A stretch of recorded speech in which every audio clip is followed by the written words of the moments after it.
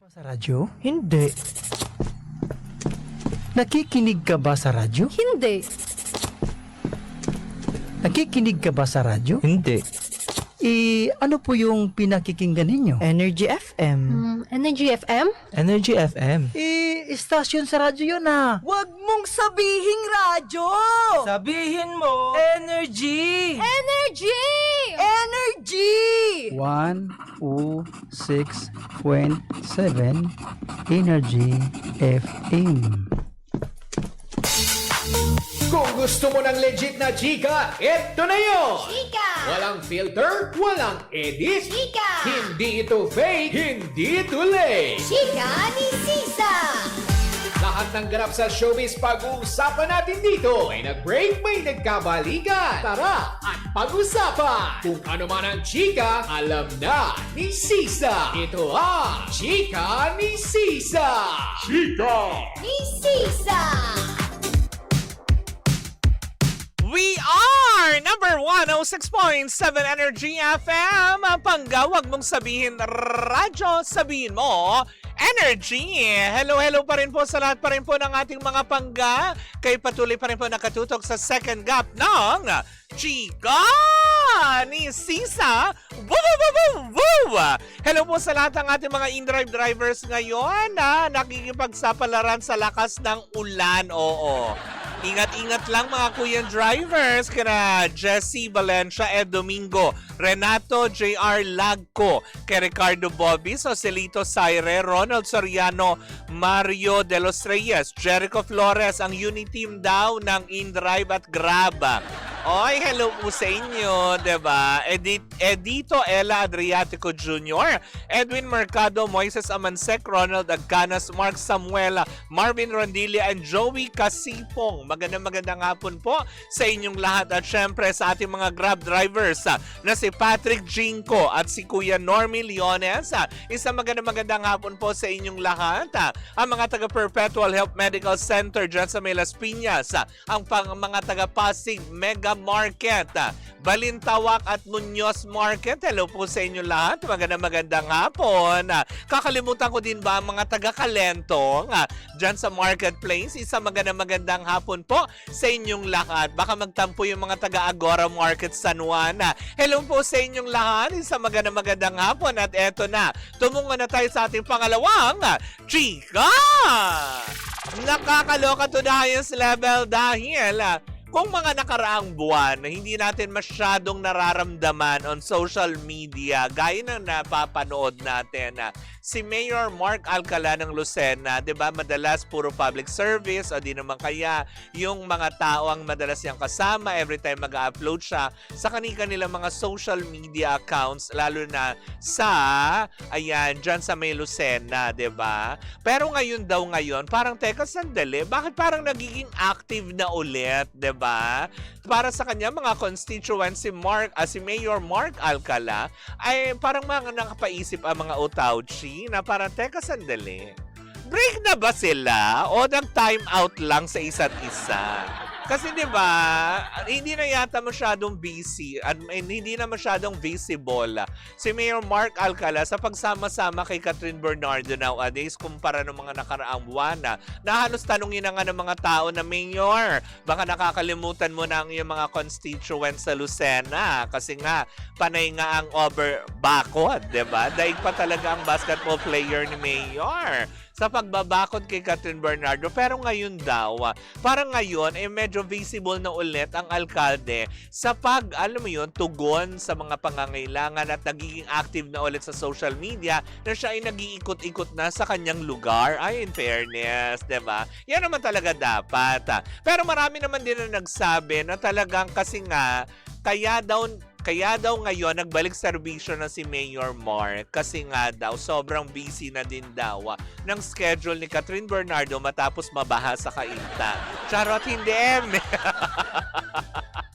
Diba? Na sobrang busy daw sa pagte-taping ng Someone Someday. Kung kaya't nga naman medyo hindi na sila napagkikinita kagaya nung mga nakaraang buwan na halos parang linggo-linggo ang mga netizen may pinopost. Nakita sila sa Makati, nakita sila sa kung saan. Meron pa nga una silang nasilayan nang sila ay mag-Bangkok, Thailand na nahapiawan ng mga ilan natin chismosa doon na magka-holding hands ang dalawa. Oo. Hindi lang din yan, di ba? Dito sa may BGC Taguig area din. Na-sight din sila sa isang, alam mo yun, sa isang mall dyan na magkasama. May ay ano pa, di ba? May ay face mask. Pero ngayon daw, ay para daw hindi na nakikita, di ba? Kumbaga sila na magkasama, gawa ng siguro din talagang may kanya-kanya din silang pinagkakaabalahan na. Pero marami naman na nagsasabi na parang hindi naman daw nag-break. Yun ang chismis, Eto na naman tayo, dyan tayo napapahamak sa chismis.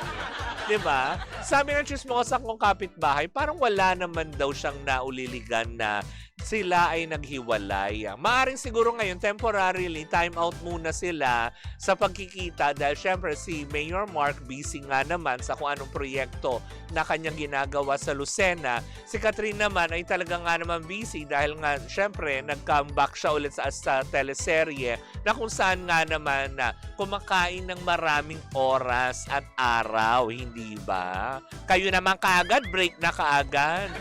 Di ba pwede munang nagpahinga muna? Di ba? Kasi syempre may mga break naman yan per season o kaya per week.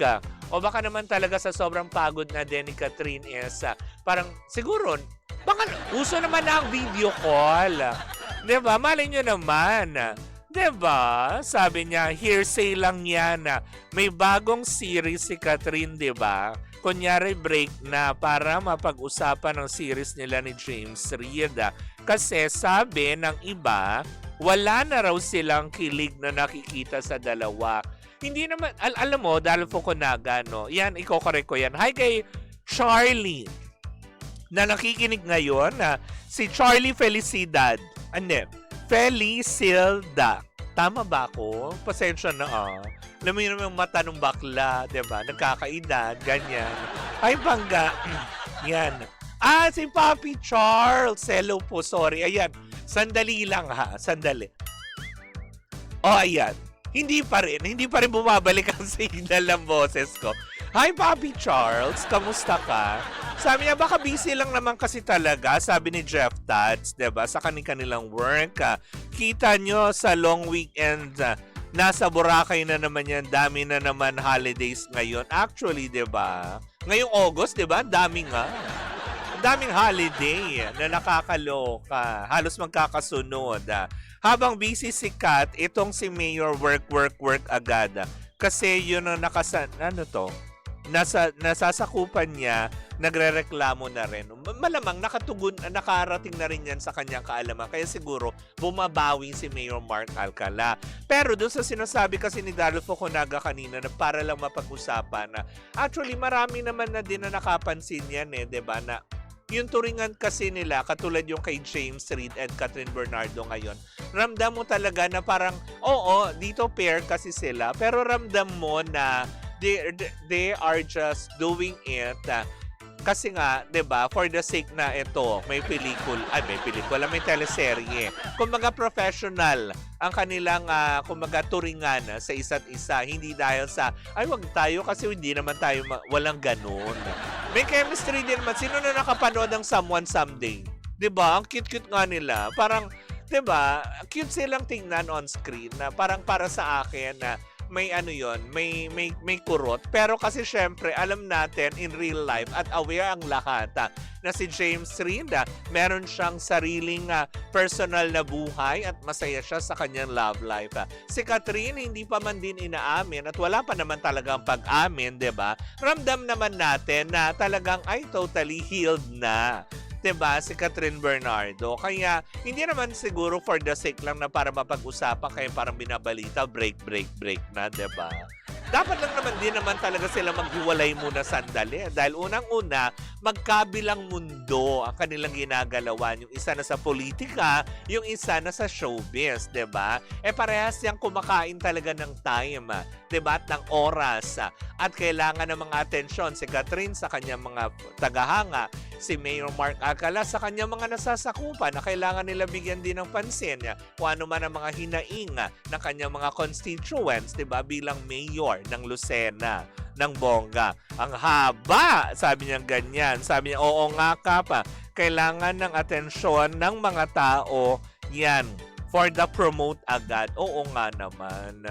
Talagang si Daryl. Bakit ba parang ano bang inula mo ngayon na Daryl Fukunaga? Ang palaya. Habang busy si Kat, itong tama naman na Ate Corina, 'di ba? Ayan, ito pogi pa din daw, sabi ni Papi Charles. Oy, thank you so much. Sabi niya, itong si James Reid Kapa, panay promote naman sa Showtime lately. Ibig sabihin lang talaga, 'di ba? Kasi project nila yan dapat sisipagan nila. Maski naman si Maha, promote din ang promote, 'di ba? Kaya congrats, ang ganda pa rin ng tinatakbo ng Someone Someday ngayon kung tutuusin. Kasi simula lang nila, 'di ba, sa Free TV channel. Sabi niya, umabot sa shout-out. Ay, si Chokoy Ganjongko, 'di ba? Nasaan ka na naman? Nasa gedli-gedli ka na naman. 'Di ba? Pero yun lang naman din ang masasabi ko. Bakit kasi kailangan kaagad? Porque hindi magkasama. Bakit ganun Laging ganun ang connotation ng tao. Tama ba yung term ko, connotation? O impression ng tao? Na kapag hindi na magkasama yung dalawa, ay break na. O, 'di ba? Kaya pag hindi sila magkasama, ay magkagalit yan. Hindi mo pwedeng kasi, yun nga, busy. Tama naman si Corina, 'di ba? Ng bongga.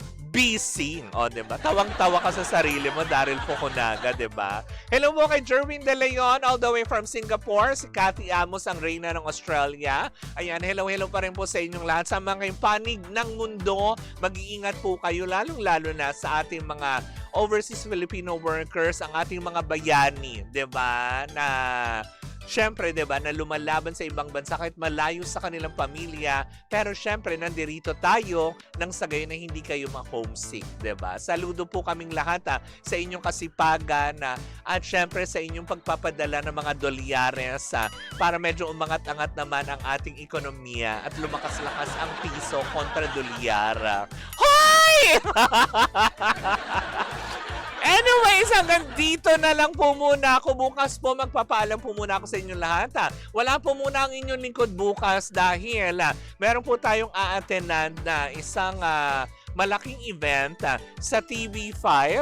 Ayan, tayo po ay naimbitahan to attend kasi may mga ilo-launch ang TV5 na atin din niyang masasaksihan at ibabalita sa mga susunod na araw kung ano man yan sama-sama natin pakatutukan yan. At nagpapasalamat po ako kay Kuya Ambet Nabus, 'di ba, sa pagpapahatid po ng imbitasyon para mapabilang sa isang engrandeng pagtitipon sa TV5. Bukas po yan. Maraming salamat po sa inyong lahat. Muli po ako po si Kapitana Sisa at eto pa rin ang Chika ni Sisa. Susunod na po si Baby Toby para sa programang FRC. Tuloy-tuloy pa rin po ang ating tugtugan. Siyempre dito po lamang yan sa number 106.7 Energy FM. Panggawag mong sabihin radyo, sabihin mo Energy.